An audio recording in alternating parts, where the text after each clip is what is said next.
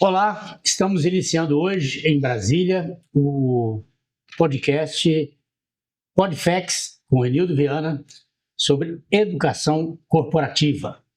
É uma trajetória que se inicia agora e com certeza traremos aqui sempre convidados especialistas que vivem esse mercado da educação, sobretudo da educação corporativa, para a gente debater aqui os desafios, as soluções, impulsionar esse mercado de educação corporativa que é tão importante para as empresas. E a FEX Educação, ela surgiu com esse propósito, né, de ajudar as empresas a estruturar o seu braço educacional. Portanto, esse podcast será de suma importância para a gente desenvolver esse trabalho no Brasil inteiro, né? E aqui de Brasília eu tenho o prazer de ser o host desse podcast. Agradeço aí a Zora Viana, que já tem o Podzora em São Paulo de grande sucesso e me incumbiu de desenvolver esse trabalho aqui em Brasília, a edição de Brasília do Podfex, aqui com os empresários e autoridades e convidados do Distrito Federal. E eu tenho a honra de, no primeiro podcast, receber o professor Hélio Laranjeira, que é o CEO da Edu for Education, é um profundo conhecedor da educação, quase 30 anos de experiência nesse mercado, e a quem eu quero agradecer também por ter cedido essa estrutura incrível que ele tem aqui, para a FEX Educação, não somente a estrutura do podcast, mas toda a estrutura educacional dele em Brasília. Estamos firmando uma parceria vigorosa, muito importante para a FEX Educação. Acredito que também muito importante para a Edu for Education. E, doutor Laranjeira, muito obrigado pela sua presença. Mais uma vez, obrigado por nos receber aqui na sua incrível estrutura aqui em Brasília. É um prazer, né? Prazer você ter sido convidado, né? Juntamente com essa fera aqui do direito tributário, certo? E você que é um amigo, né? Que é um parceiro, e quando a gente fala de educação, a gente fala de muita paixão. E ser convidado para falar de educação corporativa é uma coisa que também nos traz muito prazer, porque é uma necessidade, né? O Brasil precisa de muita aprendizagem. Eu acho que a FEX vai fazer com que fazer uma grande diferença nesse mercado do Brasil. Maravilha, professor. E também a honra de receber o doutor Vitor Dias, um renomado tributarista, com 30 anos de experiência, com atuação no Brasil, na Europa, né, em países como Portugal, Espanha, e tem uma contribuição enorme, inclusive para o segmento de educação corporativa que nós vamos discorrer aqui ao longo desse podcast. Doutor Vitor, muito obrigado, é uma honra recebê-lo aqui no nosso primeiro podcast, edição de Brasília. Doutor Viana, eu quem agradece essa oportunidade de estar com o professor Hélio também, é ímpar. E hoje eu espero contribuir num outro viés, que é aquele viés que muitas vezes não é relevado, né? Que é os custos tributários e como é que podem ser minorados os custos tributários a partir de uma educação corporativa bem colocada, bem estruturada, como é a intenção da FEX Educação. Então, estamos aí para trabalhar hoje e para esclarecer alguns pontos, se possível. Excelente, excelente, doutor Vitor, doutor Hélio. Aqui, como todo podcast, nós vamos ter aqui uma conversa bem descontraída, estejam à vontade, inclusive, para interagir, né, com os assuntos. E é um assunto bastante pertinente, né? Porque de um lado é a educação pedagógica e de outro a questão tributária, não somente para as empresas poderem adequar a sua questão fiscal, né, ao resultado da empresa, né? Porque todo negócio precisa ter resultados, e a questão tributária é fundamental, principalmente os incentivos, né, que as empresas poderão ter ao implantar a universidade corporativa estruturada no seu negócio. Professor Hélio, por favor, a a For Education, né, tem um trabalho incrível no Brasil, o senhor tem aí uma contribuição notável, né? E como a FEX Educação é 100% EAD, uma faculdade que já nasceu focada também no digital e agora na educação corporativa, tem uma sinergia muito grande com o seu trabalho, né, que enxergou isso lá há quase 30 anos. Né? Não, na realidade, o bom disso, né, é que nós fazemos uma parte, né, da casa, né, e vocês fazem o restante dessa estrutura da casa, né? Então, a FEX tem uma expertise muito grande na questão da universidade corporativa, né? E nós temos uma experiência muito grande da entrega da aprendizagem, propriamente dita, né? Então, esse casamento vai dar muito certo, já deu certo, porque nós vamos colocar dentro da própria estrutura de tecnologia que nós dispomos, tá certo? Todo o conteúdo, toda a expertise da FEX, tá certo?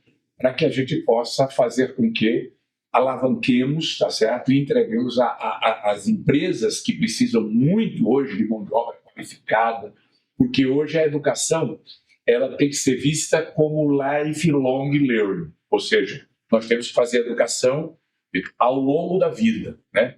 O diploma não é o fim hoje mais, né? O diploma é um ponto e vírgula, ou 2 pontos, tá certo? E ele pode ser complementar.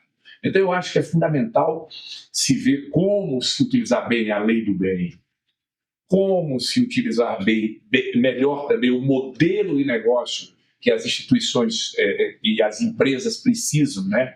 Para que ela possa fazer mais com menos, tá certo? Ou seja, essa parceria nossa vai alavancar muito a atender aos arranjos produtivos locais, certo? Ou seja, a gente pode fazer com que nós estejamos nos 5.000 e tantos municípios brasileiros, né? E nos 8 milhões de quilômetros quadrados, né? Levando o melhor da aprendizagem corporativa. Excelente. Eu penso que é importante a gente, quando vai falar da educação continuada e do investimento na educação continuada, que nós temos que pensar em 3 dimensões que são articuladas ao mesmo tempo, que é a dimensão do capital humano da empresa, dos indicadores de gestão e da parte fiscal. Ou seja, a parte fiscal ela se mostra como uma questão importante na hora do investimento, mas, veja bem, é a educação continuada que leva o Estado a trabalhar elementos da tributação que permitam à empresa investidora nessa educação, reduzir a carga tributária incidente. Mas, veja, não é simplesmente uma ideia de vamos pagar menos tributos. Não significa isso. A ideia aqui é como a educação continuada dentro de uma empresa que assim resolveu investir pode ser melhor tratada do ponto de vista fiscal. E aí nós temos empresas que nós temos sempre que ter a visão das empresas que são aquelas que nos levam adiante. A Embraer, a Biofarma, ou seja, que são tipos de empresa que investem há muito tempo em universidades corporativas e obtêm não apenas um resultado fiscal. Volto a dizer, o resultado fiscal é importante? Mas um resultado no que diz respeito à pesquisa em tecnologia, à inovação na tecnologia, que é o viés da lei do bem, por exemplo. Perfeito. Perfeito, doutor. Toda empresa é uma empresa educacional.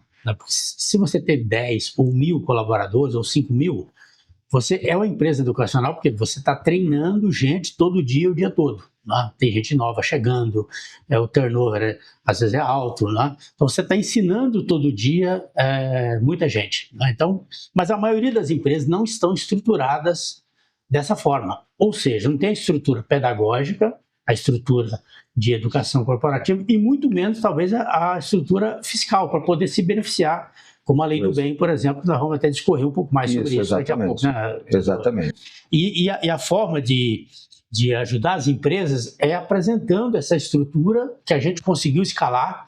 Né? Seria um negócio muito caro, né? Mas a gente conseguiu desenvolver uma inteligência que torna isso possível para qualquer empresa. E isso que nós queremos levar, professor Hélio. Isso, quando você coloca inovação, quando você coloca pesquisa e desenvolvimento dentro das empresas, e essa cultura precisa ser fomentada no Brasil, se investe muito pouco, e o doutor Vitor colocou uma coisa com muita propriedade, quer dizer, é preciso que a gente também faça uma educação ao empresário, né? Para que o empresário veja, ou se veja, né, com exemplos positivos, como ele colocou, da Embraer, e de outras empresas que já fazem isso há muito tempo, né? Só que o bom da história é você fazer mais com menos.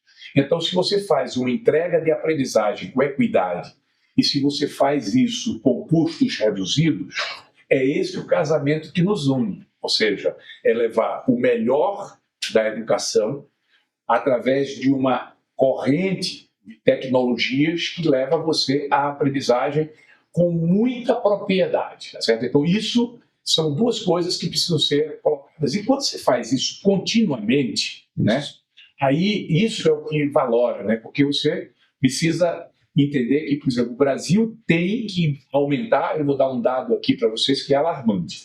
A OCDE detectou que nós, no Brasil, só temos menos de 11% dos nossos jovens inseridos nos cursos técnicos. Certo?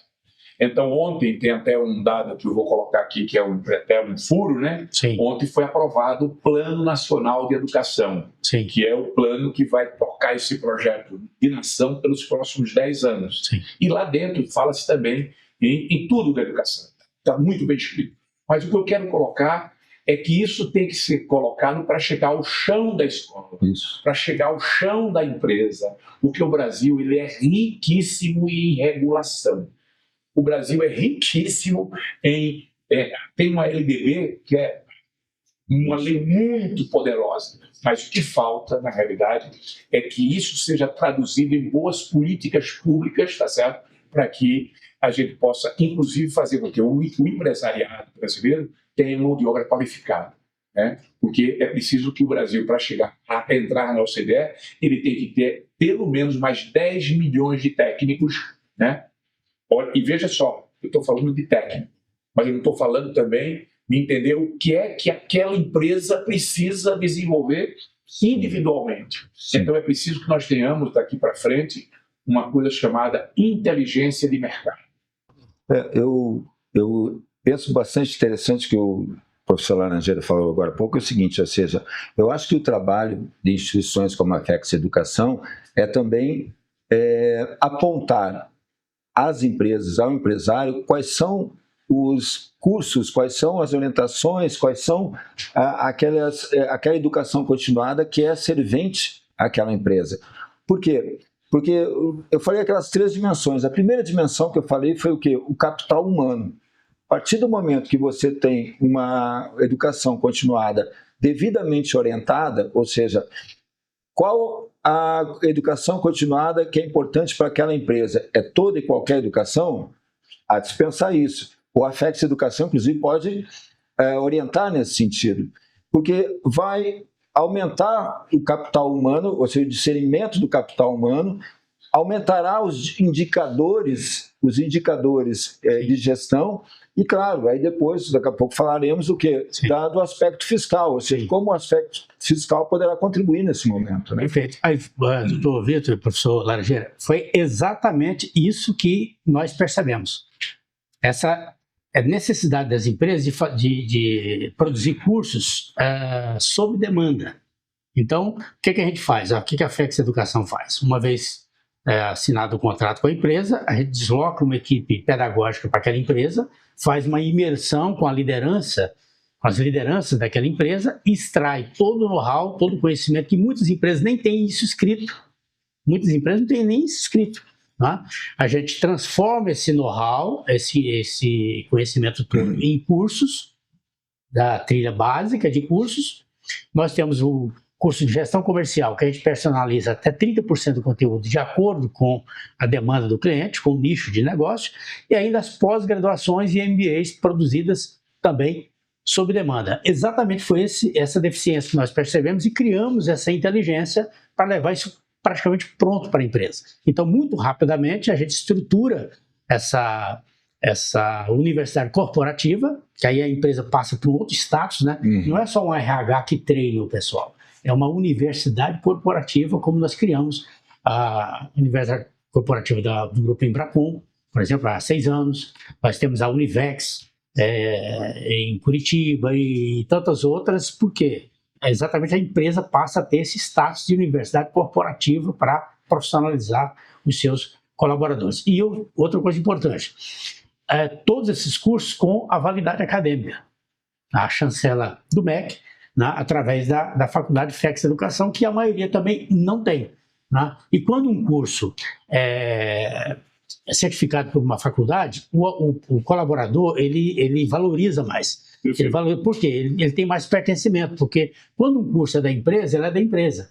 Quando o curso é oferecido por uma faculdade, o curso é do colaborador. Sim. O curso é dele, né? Então o certificado é dele. Então isso é muito importante. Sim. Você tocou no assunto agora que a gente pode até dar uma abertura maior para a visão da universidade corporativa. Sim. Hoje nós temos já lei que define que você precisa ter gestão por competência no serviço público. Sim. Não deixa de ser também uma entrega que é preciso ser feita com a visão de uma universidade corporativa para fazer gestão por competência, né? Sim. As prefeituras precisam disso, certo? Toda a estrutura de governo, né? Desde as prefeituras, mais as secretarias das prefeituras, mais os governos estaduais, as secretarias do governo, porque se você leva a gestão por competência um olhar, né, de uma amplitude maior, de uma universidade corporativa, você faz muito mais, Sim, com muito menos também, né? Porque você leva as duas coisas juntas. Você pegou um viés privado, eu estou trazendo para a mesa também possibilidade de uma demanda, de uma necessidade também do público, né? total. Inclusive com a verificação pela própria plataforma do acesso do colaborador. Porque quando a empresa, de repente, investe em Bolsa Educação e o colaborador vai fazer um curso em qualquer outra escola, é importante.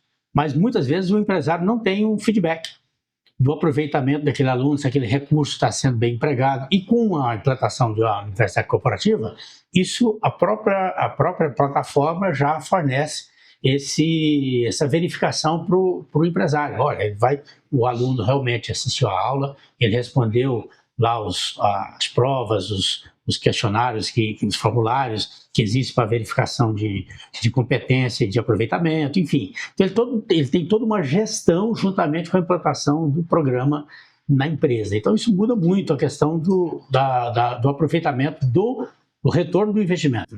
Eu até quero dizer o seguinte, antes de falar da própria lei do bem, eu falaria da reforma tributária. Sim. Iniciou agora em 2026, em 2027 começa a ser implantada definitivamente.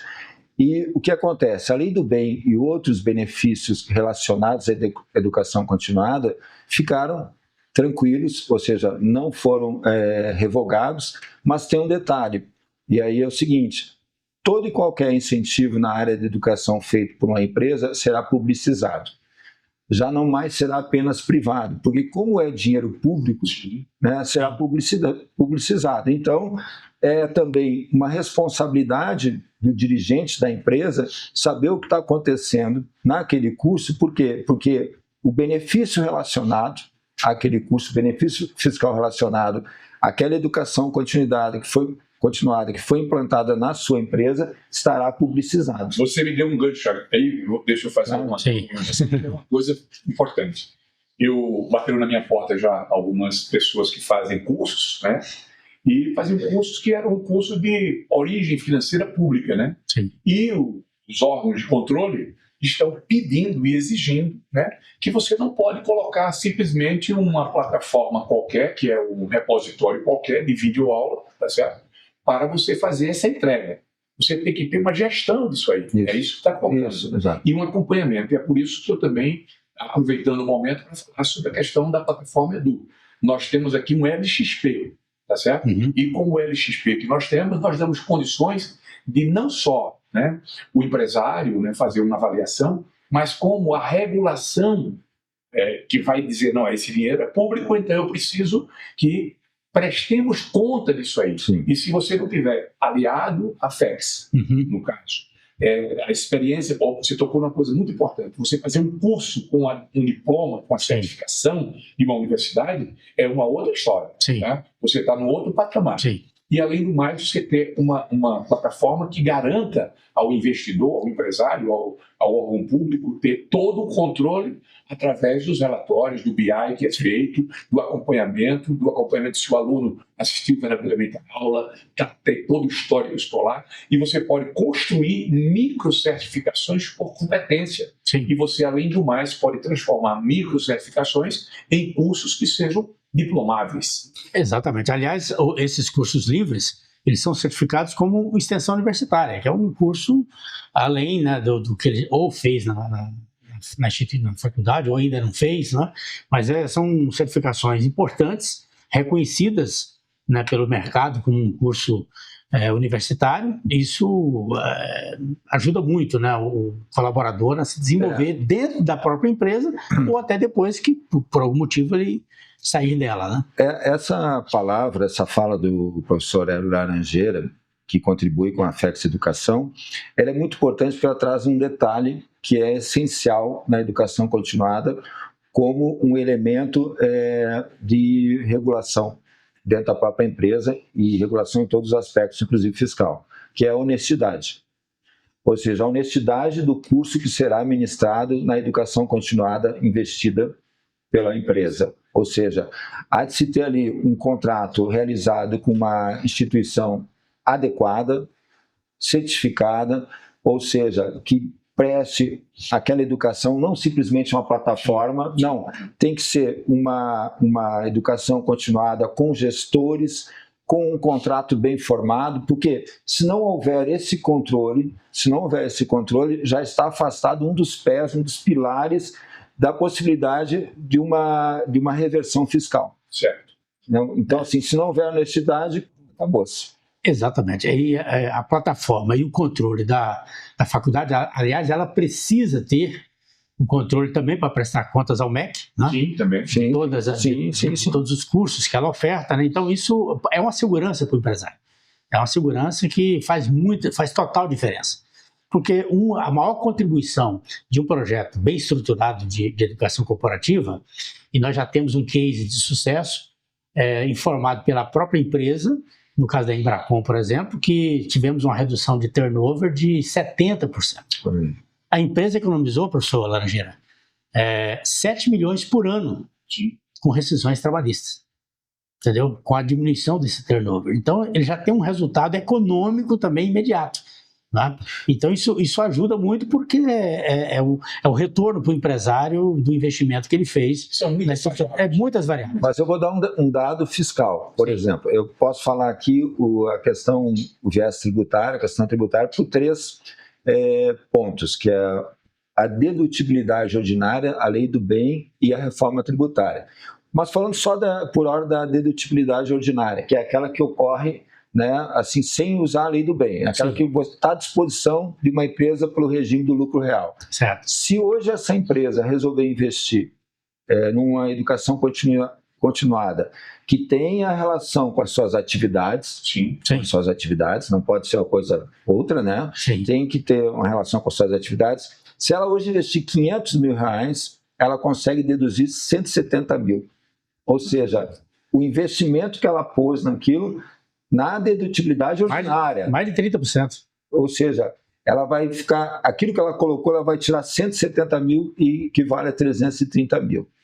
Agora, se ela for para a lei do bem e for esse curso for elegível à lei do bem, porque novamente nós temos aqui a questão da atividade da empresa e, detalhe, pesquisa e desenvolvimento tecnológico, né? Ela pode, olha só, ela pode não só amortizar e depreciar os bens e valores intangíveis, mas ela tem um adicional de poder tirar 60% a mais do que foi investido.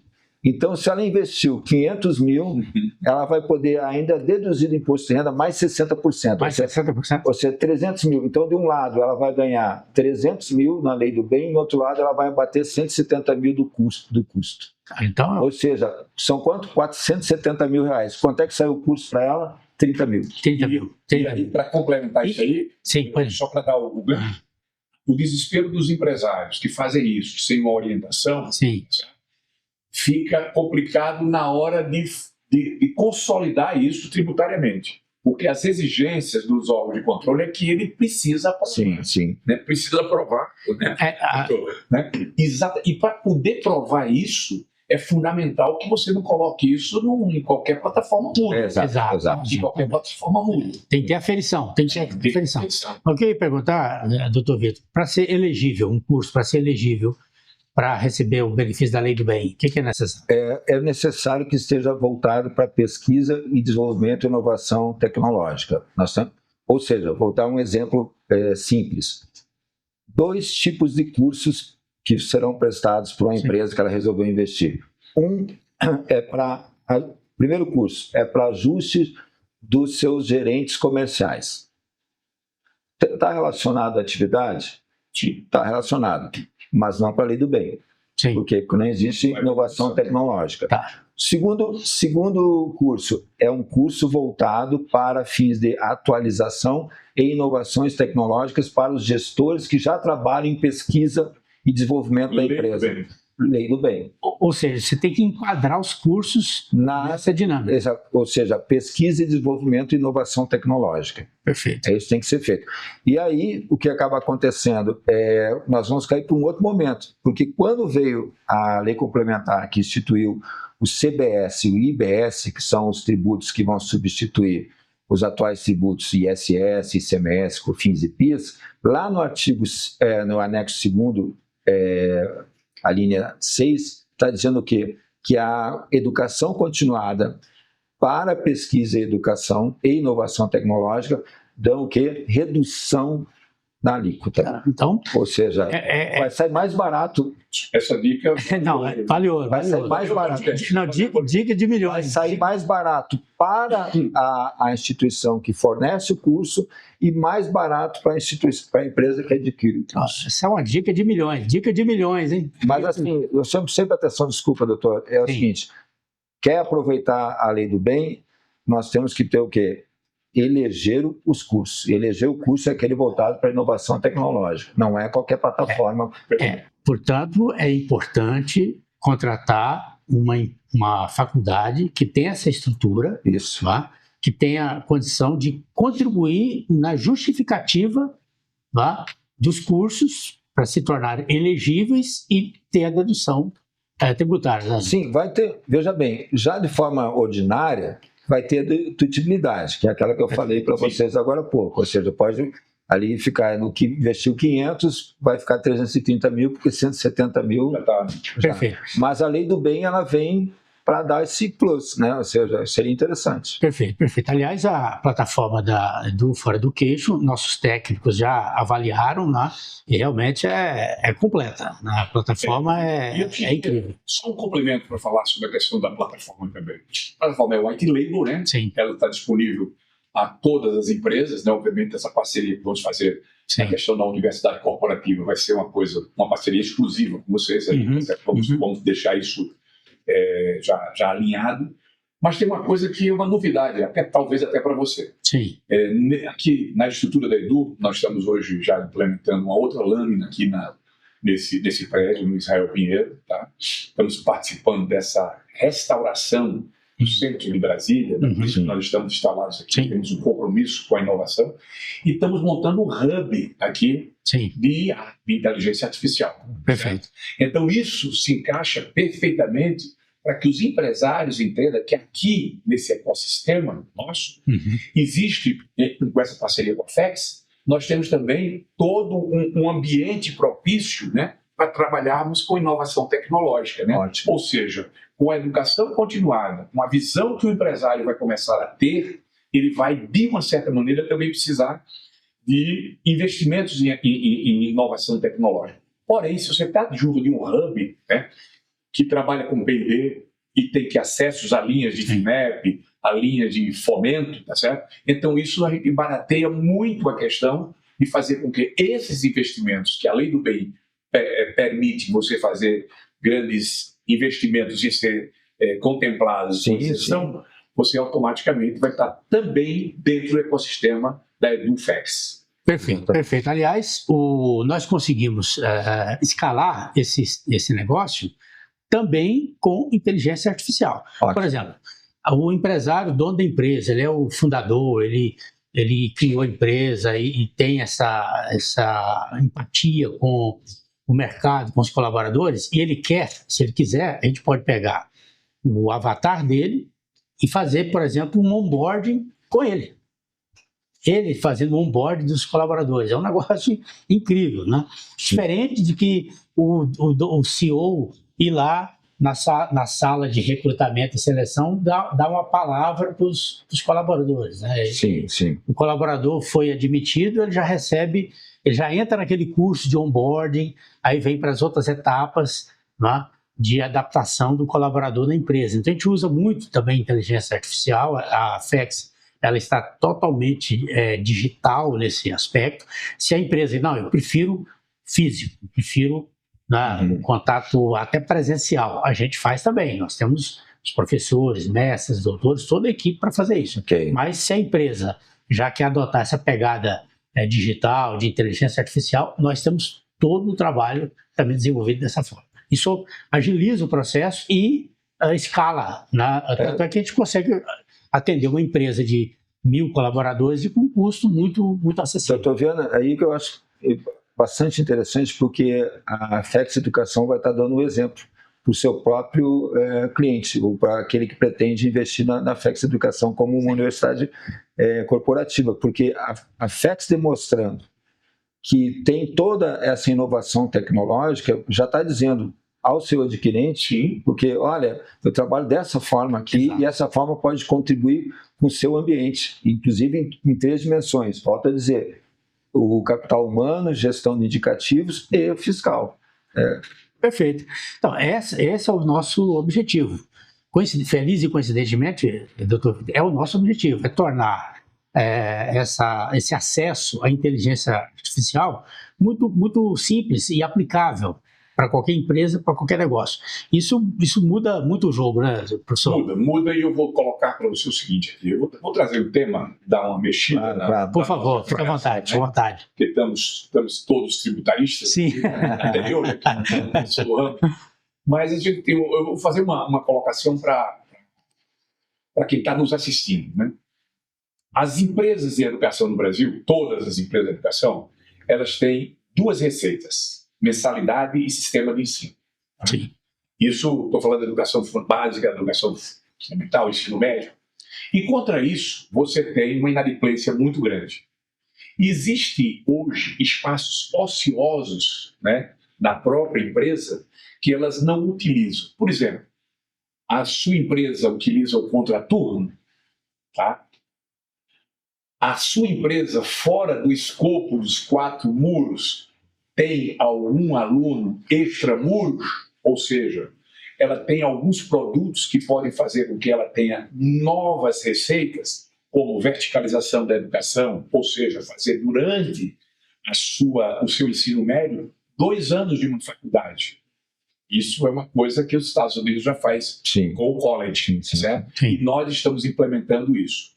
A educação profissional, já começar o jovem, né, no contraturno, já fazendo aquela educação profissional que leva para, no ensino médio, ele fazer o que a lei já determina, né? 600 horas de educação profissional. Com as 500 que ele fez no Fund 2, ele termina um curso técnico. Ou seja, nós podemos levar novas receitas, né? Aqui tem um livrinho que nós já construímos, eu não sei qual é a câmera aqui que está, né? Essa câmera aqui, beleza? Tá?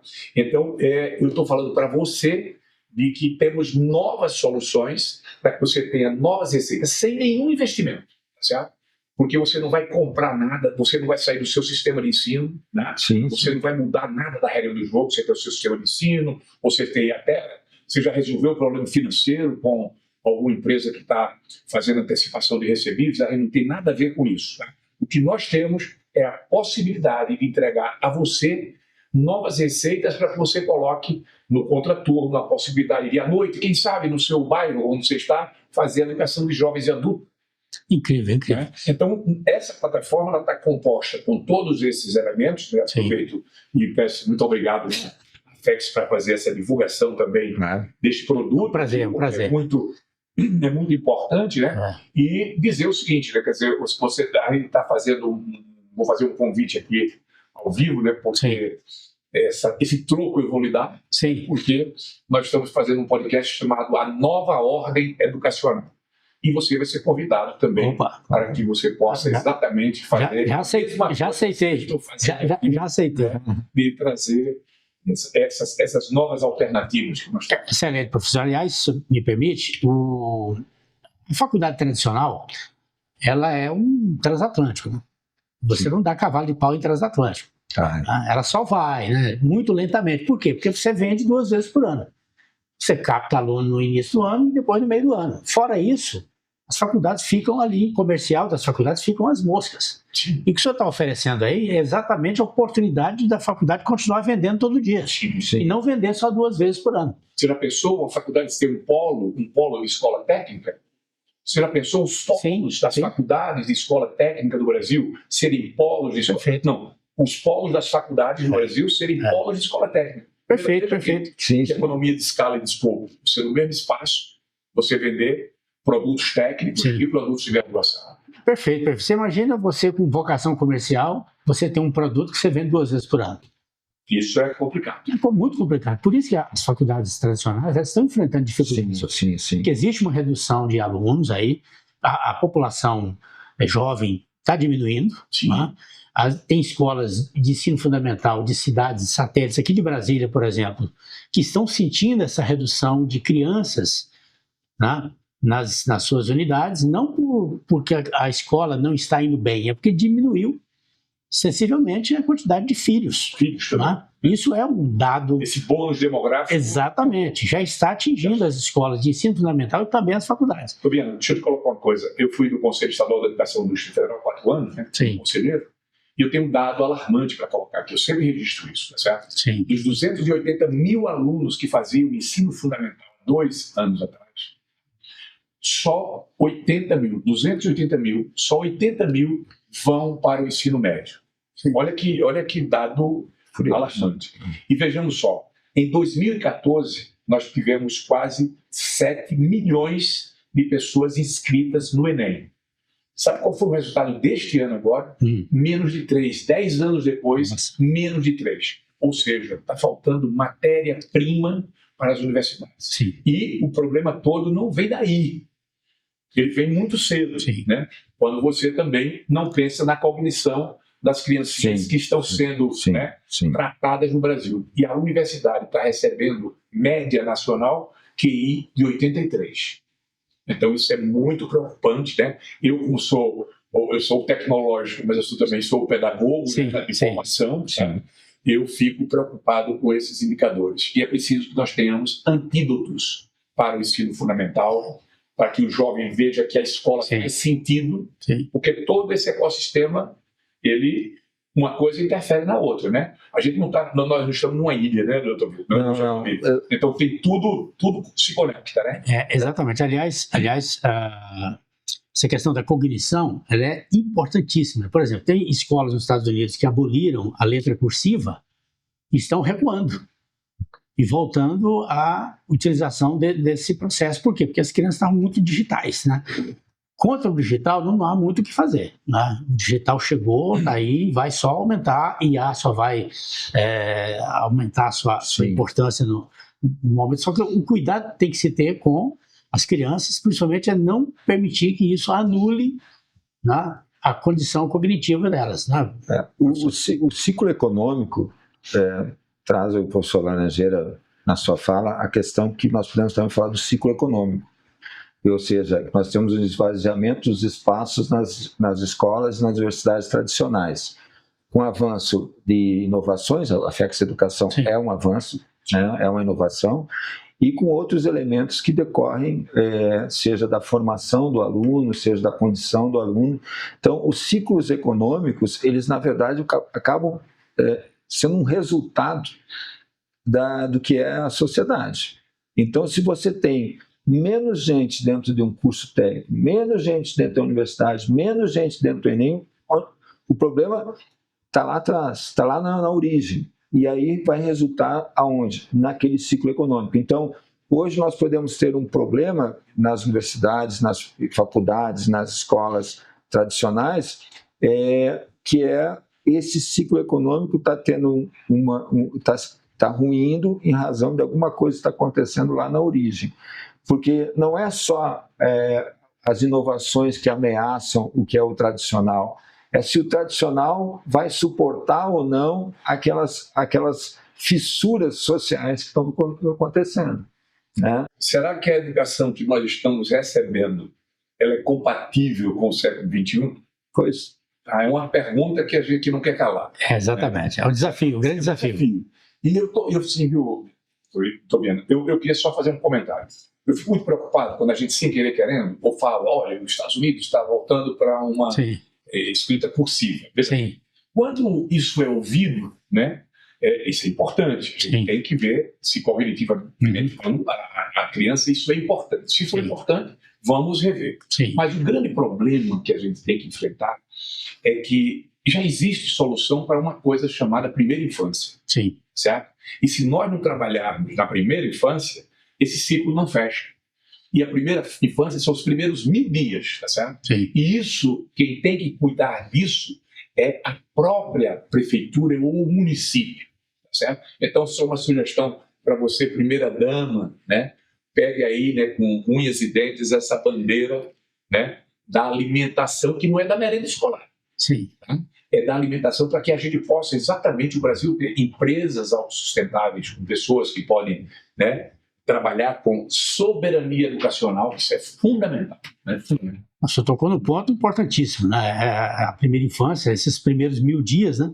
Até fazendo aqui uma comparação, né? O que você aprende a comer nos primeiros 10 anos de vida, você vai gostar daquilo pro resto da vida.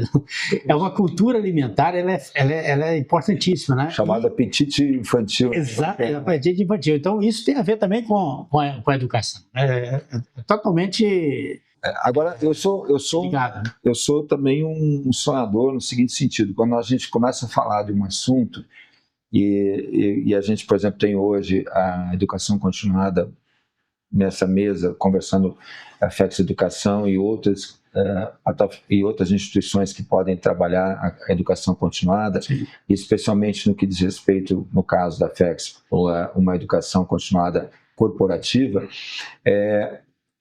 o empresário também terá a oportunidade de compreender que o seu colaborador ele vai ser um exemplo dentro da casa.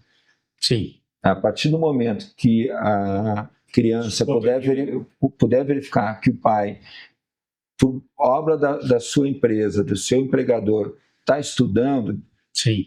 Né? É o hábito, né? É o hábito. Isso também vai ajudar a nós povoarmos o sonho, as esperanças, né? Ou seja, eu penso que um trabalho como o da FX Educação, um investimento nessa educação continuada corporativa, ela não é, como o professor falou, uma questão isolada, ela é uma questão que pode ser exemplo, se tornar exemplo. Por isso que eu volto a dizer, a questão fiscal é uma decorrência. Sim. Nós temos que eleger bem o curso, até mesmo sob orientação da instituição que vai prestar o curso, nós temos que fazer tudo com a imensa honestidade, contrato bem feito, notas fiscais, corpo técnico, quem vai ser que vai fazer o curso, quem vai prestar o curso. Por quê? Porque isso tem que ser exemplo. É um exemplo, primeiro, um exemplo de ética. Sim, perfeito. E segundo, um exemplo de educação que passa para o filho do colaborador. Importante. Agora eu gostaria, professor Dr. Vitor, lembrar que o empresário, os incentivos fiscais nessa área, eles são dedutíveis, né? O empresário ele não tem como ele esperar, aprovar, para depois fazer. Ele tem que fazer, executar e depois obter a restituição. Né? Exatamente. Ou seja, o que vai acontecer? Por exemplo, vamos lá, a FX Educação propõe a uma empresa, a empresa se interessa por aquele tipo de educação continuada, investe naquele valor e, evidentemente, tudo tem seu tempo de amarelar as páginas. O que significa dizer? Significa dizer que vai ser feito um investimento e, a seguir, esse investimento vai ser elegível para a dedutibilidade, para a lei do bem, e a partir daí começa o quê? Começam as dedutibilidades, começa a amortização, a depreciação, o incentivo começa a partir do momento que ele faz. Né? Ou seja, porque o governo, vou chamar assim o Estado, não vai simplesmente, vou te dar um dinheiro para você fazer... Não é isso aí que se trata. Exatamente. Não é o ProUni das faculdades. Na verdade, era isso que eu queria ouvir. Ou seja, não é o ProUni das faculdades, das empresas. Não, é o seguinte, eu vou investir e a partir do meu investimento, isso vai se transformar no quê?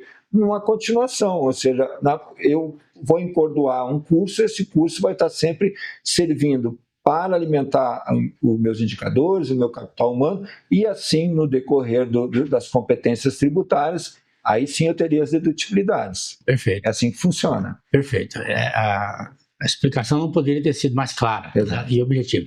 Agora, professor Hélio, eu sou há quase 30 anos também na educação, né, tem uma contribuição inegável, né, notável, no país inteiro, aí, com parcerias com polos de educação à distância. A Edu For Education tem 50 cursos técnicos. E o que o senhor traria para a gente de maior aprendizado nesses quase 30 anos aí, ofertando educação de qualidade, acesso cada vez mais facilitado para os seus alunos? A coisa que mais preocupa no Brasil é inovação e regulação. Essas duas coisas não andam juntas, tá certo? Na realidade, nós temos boas leis, bons projetos de políticas públicas, mas quando sai do legislativo, vai para o executivo, e o executivo faz a promulgação, ela começa a entrar no labirinto, né? É o labirinto regulatório. E esse labirinto regulatório, eu aprendi nesses últimos 20 anos que nós não avançamos porque sem segurança jurídica, um país não avança em educação. Você só pode ter soberania num país se o país for educacionalmente vitorioso. Certo? Perfeito. Então, o que eu aprendi nos últimos 20 anos é que é preciso que a gente repense o processo de pensar muito rapidamente, entenda que não se precisa de legislar mais do que já se tem, e precisa que as políticas públicas elas cheguem no chão da escola. Vou dar só um exemplo ilustrativo. Em 17 fizemos o novo ensino médio. Estamos hoje em 26. Quando foi que chegou as inovações propostas pelo ensino médio no chão da escola? Ainda não chegou. Tá? Então, e não chegou simplesmente porque a regulação não conversa com a inovação. Caramba. Tá? Então, eu quero que vocês entendam que se você não colocar dentro da revolução educacional que precisa ser posta, tá? Uma regulação que converse com a inovação, o empresário não terá segurança jurídica para fazer investimento. Porque você tem hoje, na graduação, você tem o MEC. Sim.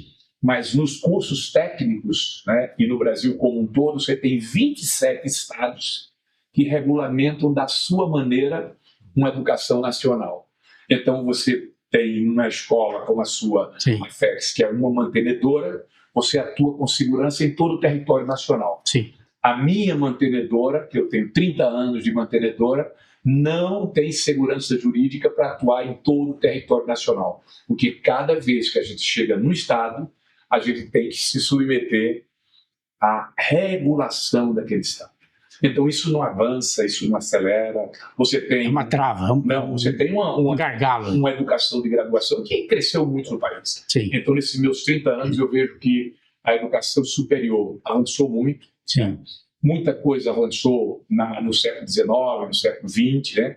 Você colocou todo mundo no chão da escola, mas agora no século XXI você tem que fazer uma mudança, né, de entrega. Sim. Isso que o Dr. Vitor colocou, você colocou com muita propriedade, que é a educação continuada. Sim. Essa educação continuada precisa exatamente ter efetividade. Tá. Né? E essa aprendizagem tem que chegar em todo o escopo nacional, né? Desde o empresariado, desde os governos, né? Desde o chão da escola. Então, se nós não fizermos, né? Saiu ontem o Plano Nacional de Educação, com 20 metas, ou com as metas do mundo todo, todo muito bem elaborado, muito bem construído, com pareceres, com diretrizes, com regulações, mas o que falta é que aquilo seja traduzido para que a inovação chegue na mesma velocidade e chegue no chão da escola. Então, a minha experiência é exatamente, e as minhas frustrações são também essas. Eu vou até trazer um dado aqui. Nós estivemos ano passado, em outubro, na Suíça, numa missão empresarial, educacional, fui em companhia da Zora Viana, né? E nós tivemos uma constatação lá impressionante. Por exemplo, quantos estudantes do Brasil vão para a faculdade? 20%. Os demais ficam perdidos aí por aí, buscando uma coisa aqui, outra ali, né? E chegamos na Suíça, visitamos a HM, que é uma das maiores tradicionais da Suíça, fica em Basel, né, na Suíça, e nós constatamos que também lá apenas 20% vão para a faculdade. Mas por quê? Porque é a escola fundamental que decide se o aluno tem perfil para a faculdade ou não. Só que se ele não tem perfil para a faculdade, ele é encaminhado para a escola técnica, que está toda estruturada no mesmo padrão de uma instituição de ensino superior. Então, ou seja, o percentual é o mesmo, mas o tratamento é totalmente outro, né? Quem vai para o ensino técnico, ele vai mesmo, né? Ele tem condições de... Deixa eu pegar esse gancho seu, eu ia passar a bola aqui, mas assim, como você foi mais educador agora do que Que empresário. Eu estou puxando a coisa para cá. Certo. Então, veja bem, o mundo todo pensa assim. A Finlândia, a Alemanha, a Coreia do Sul, todos pensam assim. Sim. O aluno, ele tem que estar inserido no high school, Sim. no ensino médio, para ele optar. Sim. Só que os resultados matemáticos e financeiros do pagamento a esse Sim. trabalhador Uhum. não é medido se ele faz um curso superior ou se ele faz um curso técnico. No Brasil, o curso técnico tem história, né? Sim. E virou classificados do jornal da educação. Sim. Né? Isso tem que acabar, porque Sim. a hora do trabalhador, a mesma hora do trabalhador do ensino superior, praticamente, é a mesma hora do trabalhador do ensino técnico. Tá certo? Ou seja, ficar rico, né, é se você for empresário. Tanto pode ser um empresário técnico, milionário, ou pode ser um médico rico, milionário. Mas a hora do trabalhador, ela tem que ser igual. Então isso é um fato. Agora, a motivação é que as escolas trabalham em parceria com o arranjo produtivo local e com a empresa. Porque lá não existe curso técnico que não tenha emprego garantido. Isso. Exato. Tá certo? Você tem que fazer a coisa. Direcionamento. Pronto. E você tem que ter hoje no Brasil uma plataforma de inteligência de mercado. E nós não temos. Sim. Então a gente precisa saber assim, nos 8 milhões de quilômetros quadrados, o que é que eu preciso fazer para atender o arranjo produtivo local de Maceió? Óbvio, é o turismo. Beleza. E de Minas Gerais? Mineração. E de Brasília? Serviço, tá certo? E no Amazonas, o meio ambiente, Sim. tá certo? Então você tem que ter uma inteligência de mercado que converse, e não dá para ter catálogo de curso.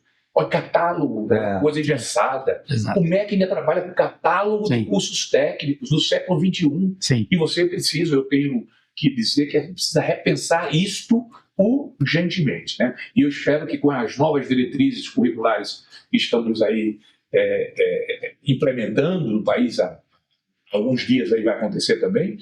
Eu inclusive tive a honra de ser convidado para trabalhar nesse grupo, né, que está fazendo essa reescrita da diretriz curricular da educação técnica e profissional, que nós tenhamos mudanças de entender que as microcertificações é que vão fazer com que a gente tenha agilidade de mudar o curso da empregabilidade.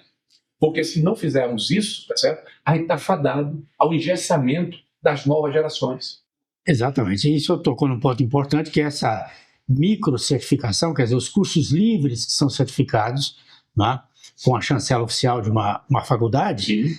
eleva o currículo daquele cidadão para o topo da lista. Sim. Ele pode fazer até um doutorado. Exatamente, exatamente. Isso. Por exemplo, eu vivi um bom tempo em Portugal, onde eu fiz o meu primeiro doutorado, e lá tem um curso de solicitador. Solicitador é o sujeito que trabalha na esfera jurídica, solicitando em favor de outrem, mas não se confunde com advogado. Sim. Então, ou seja, ele não é um advogado que vai aos tribunais, que propõe nos tribunais, não. O que ele faz? Ele, em nome de outrem, ele vai ao cartório, ele vai às instituições e autoridades oficiais, ou seja, ele solicita em nome de outrem. E isso é o quê? É um curso técnico. Sim. Ou seja, o sujeito ganha a vida dele como solicitador, né? É um curso, é interessante isso, ou seja, o sujeito, porque hoje o sujeito no Brasil, eu serei advogado, fazer uma faculdade de Direito, ok. Só que ele faz a faculdade de Direito, que está sofrendo um revés no que diz respeito às suas qualidades, né? Mas ele faz e não consegue passar no concurso da Ordem dos Advogados, né? Mas às vezes voltamos a falar, será que a vocação dele era efetivamente ser advogado? Ou talvez ele, como solicitador, ele não seria um personagem ativo na esfera jurídica, né, o que a gente chama de extrajudicial, ou seja, um sujeito que trabalha no extrajudicial. E tem aí, eu, Vitor, por exemplo, no meu ensino médio, curso técnico em desenho arquitetônico.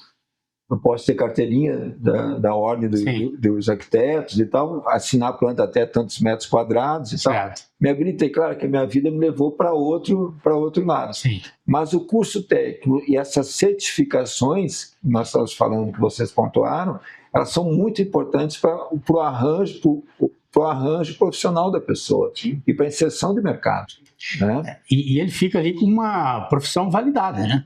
Ele tem um status de profissional que lhe qualifica, né? Interrompendo, o senhor falou aquele momento, olha, o curso, embora, se eu entendi bem, o curso, embora possa ser um investimento da empresa, também vai ser um investimento do próprio colaborador, né? Ou seja, ele vai ter uma certificação em relação àquilo, que é a universidade corporativa. É isso? É isso. Aliás, só para esclarecer também, existem empresas que adotam o sistema de 100%, né? Cobra 100% o custo, né, para o colaborador, e tem empresa que cobra um valor ali simbólico para que o colaborador possa valorizar também seu curso dentro da empresa. Né? Então aí depende muito de empresa para empresa. Tem empresas que agem de uma forma e outras de outra forma, mas geralmente a empresa é que fica responsável pelo contrato, pelo projeto. Se o colaborador tiver que pagar um pedaço do curso, é dedutível do imposto de renda dele também. Também, né? Exatamente. Por isso que você que está nos acompanhando aí e é dono de empresa, ter isso estruturado e com essa orientação tributária e fiscal faz toda a diferença para que não somente a empresa possa ser beneficiada, mas também como seus colaboradores, né, professor? Deixa eu só acrescentar um detalhe na questão fiscal. Se, por exemplo, você tem uma empresa e essa empresa ela é transnacional, ou seja, não só está no Brasil, está no Chile, na Argentina, em Portugal, na Espanha, e resolve padronizar determinado ensino na pesquisa e no desenvolvimento tecnológico. E se você fornecer esse curso para os seus colaboradores que estão fora do país, você ainda tem um abatimento muito significativo do imposto de renda também. Muito importante, informação valiosa. Outra informação de milhões. Né? Entendeu? Ou seja, então não precisa ser só aqui dentro do Brasil. Sim. Você pode, como uma grande empresa transnacional, você pode colocar para vários dos seus colaboradores no mundo inteiro que você vai continuar com benefício. Deixa eu pegar um gancho do Vitor, o seguinte. Veja como se perde tempo, e a própria legislação já normatizou isso. Você precisa fazer com que o seu aluno ele tenha um caminho, né? E você entregando o CBO, que é o Catálogo Brasileiro de Ocupações, você pode levar isso até o patamar de quê? De que ele pode depois fazer complementação com competência ou habilitação com competência. Né? No mesmo gancho que você pode chegar numa universidade corporativa e começar a dar complementações e habilitações, e depois esse mesmo colaborador, ele pode transformar isso, né? Já é lei, né? O artigo 41 da LDB diz com muita clareza, você pode ter complementações por competência, como também pode ter habilitações por competência. Então você pega um jovem, você falou naquela questão da vocação, né? E começa a dizer, jovem, escolha no teste vocacional o seu caminho. Aí eu dou eixo saúde, gestão, indústria, serviço, informática, lógica, robótica, e o jovem escolhe. E ele depois tem o direito também de mudar. Para que fantástico. Sim. Porque o princípio da BNCC era esse. Você tem que oferecer itinerários formativos e o jovem tem possibilidade de mudar. Então, você veja como isso tudo em conjunto, bem concebido, né, pode se levar não só para as universidades corporativas, mas as universidades corporativas das escolas, né? Perfeito. Olha o gancho. Universidade corporativa das escolas. Olha aí. Olha o gancho. Aliás, o senhor está chamando a atenção para um detalhe muito importante. A gente orienta as empresas, quando vão informar os colaboradores a implantação da universidade corporativa, uma comunicação bem clara, né? Dos compromissos, da responsabilidade do aluno perante os cursos, o ganho profissional, o ganho de produtividade, a questão do pertencimento, né? Que ele passa a ter um curso ali validado academicamente, uma instituição de ensino superior, com chancela do MEC, né? Então, isso a gente já orienta as empresas a fazer essa comunicação de forma bem objetiva e clara para os colaboradores, porque isso aumenta o engajamento, né? E contribui definitivamente para a redução de turnover, porque ele vai ficar ali numa empresa que tem chance de aprender. Por exemplo, ele começa ali num curso, numa trilha básica, mas daqui a pouco ele está fazendo um curso de gestão comercial, né? Depois ele vai fazer uma pós-graduação, um MBA, então ele tem um período ali de crescimento na empresa que vai ser fundamental para que ele permaneça lá, né? E valorize cada vez mais a oportunidade que ele está tendo naquela empresa. Então, isso a gente faz com muita objetividade para as empresas e o resultado tem sido muito satisfatório. Ótimo. Pois não, doutor. Não, o senhor estava falando da experiência do senhor nos outros países, Portugal e Espanha. Eu verifiquei essas circunstâncias relacionadas às certificações capacitantes do trabalho, então foi muito importante. Agora, eu estava escutando o senhor aqui e lembrando de uma entrevista que eu assisti, acho no YouTube, com o CEO da Gerdau. E ele comentando que o quanto eles propõem de capacitação para os seus colaboradores em todos os níveis.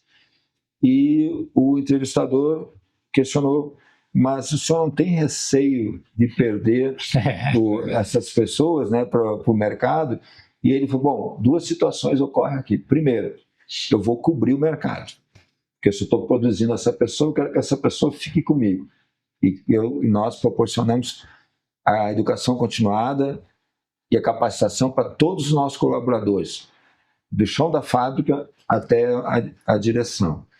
Se ele receber uma proposta de mercado, por conta da capacidade dele, eu vou tentar cobrir. Se eu não conseguir cobrir isso, eu vou ficar satisfeito, porque eu produzi um sujeito excelente para o mercado.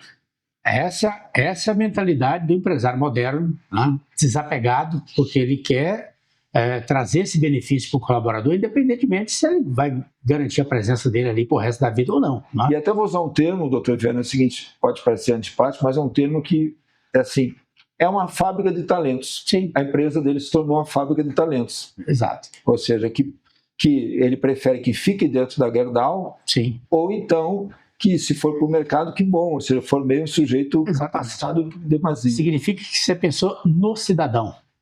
Né, no colaborador, na formação do colaborador, independente do empresário cidadão. É o empresário cidadão. Essa é a mentalidade ideal, né? Exatamente. Para o empresário, de um modo geral, no Brasil e no mundo. Né?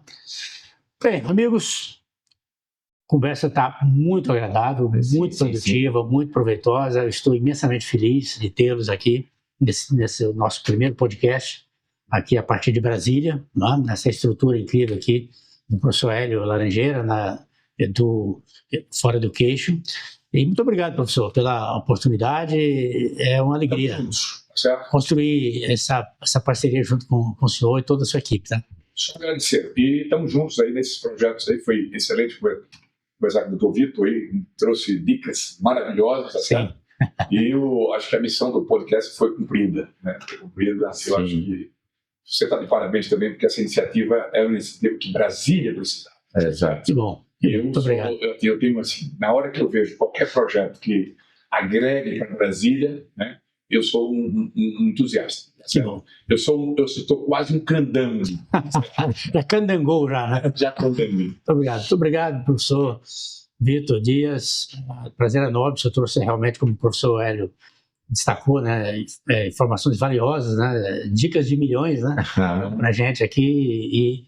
E coincidentemente, feliz e coincidentemente, né, vocês dois, né, foram muito complementares, né, porque essa experiência valiosíssima do professor Hélio na educação, principalmente na educação à distância, digital, né, e com essa sua experiência do ponto de vista fiscal e tributário e também a experiência que o senhor tem também como professor, é fundamental. Muito obrigado mesmo. Eu que agradeço imensamente, uma honra ter participado do primeiro podcast, né, da nossa FEX Educação.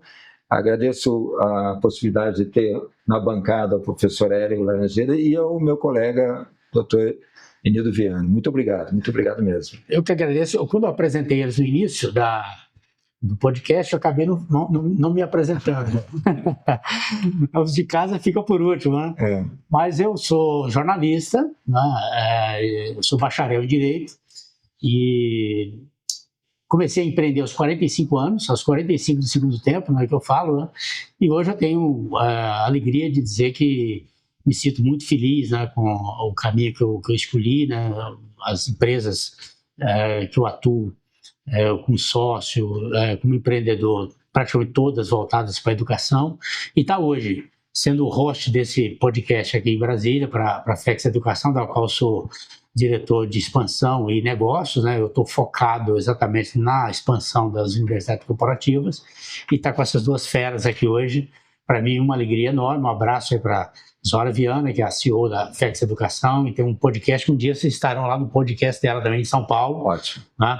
Participando lá com ela também, trazendo a experiência de vocês para os nossos seguidores, né? Nossos amigos que estão acompanhando pelo YouTube e também pelo Spotify.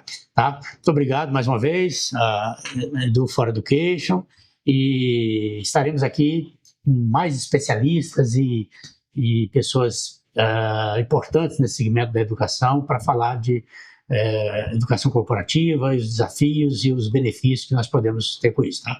Grande abraço a todos, muito obrigado pela audiência e até o próximo podcast.